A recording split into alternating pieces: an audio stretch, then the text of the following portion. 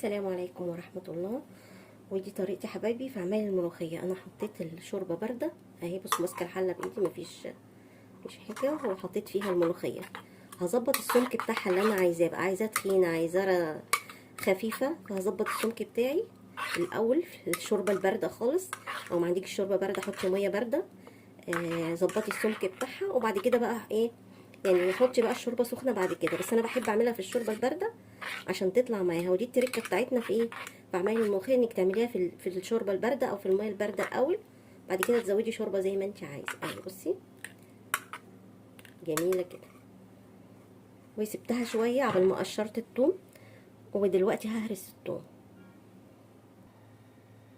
بصوا جزء من الثوم انا حطيته على الملوخيه، وجزء من الثوم في الطاسه، وده اللي هعمل بيه التقليه.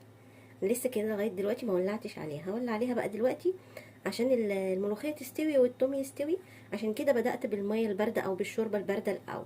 طيب عايزه تعايري وتحطي معيار للملوخيه، هتعملي مثلا بوله، فلو انت مثلا عندك الشوربه سخنه حطي نص البوله ميه بارده، وتروحي حطاها الاول في الحله، وتروحي حاطه معلقه الملوخيه الكبيره، وبعد كده تروحي حاطه نص البوله التاني ميه، تروحي حطاها من الشوربه، وبعد كده تشوفي السمكه بتاعتها محتاجه شوربه تاني ولا لا. لقيتيها كويسه اوكي، يبقى انت كده عرفتي معيارك هيبقى ايه. معلقه ملوخيه مثلا ناشفه كبيره، على فكره دي ملوخيه ناشفه مش خضراء، بس انا بعمل الملوخيه الخضراء والملوخيه الناشفه بطريقه واحده، على شوربه بارده او ميه بارده. وبعدين كده يبقى عرفتي معيار حلتك البوله بتاعت الشوربه جايه لغايه فين، وخدت قد ايه ملوخيه، معلقه كبيره معلقتين على حسب ما انت هتعملي الكميه. التوم بقى هولع عليها بقى عشان يستوي. ادي التوم اهو، احط عليه معلقه سمنه.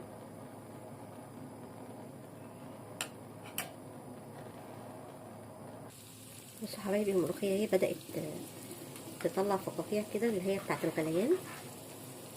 مش هقلب فيها كتير عشان لما تغلي ما تاخدش غليان كتير، لان التقليب ده بيبرد وبيزود بيخلي الغليان تستني عليها كتير.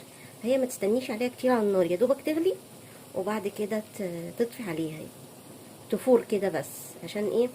عشان الملوخيه ما تسقطش منك وتبقى الميه فوق والملوخيه نازله لتحت.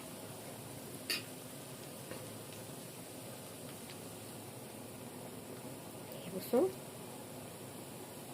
يا دوبك اهي بقليلت كده.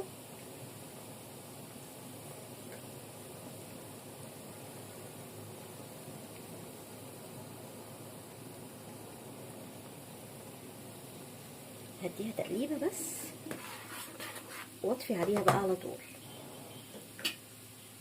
هنا بقى الثوم هحط عليه معلقه حلوه كده كزبره.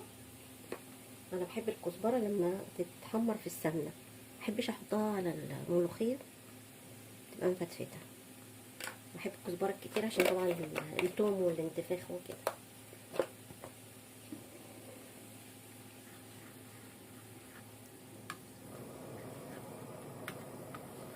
طبعا الثوم يا دوبك تدهق، ما تزوديش عليها النار عشان ما تمررش طعم الملوخيه.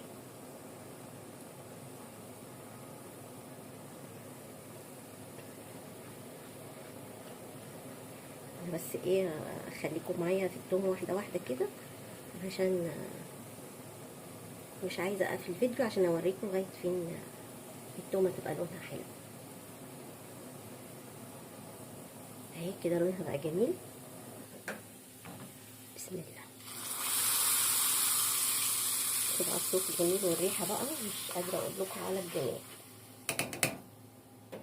طبعا احنا مش هنسيب الشويه اللي في الطاسه دول.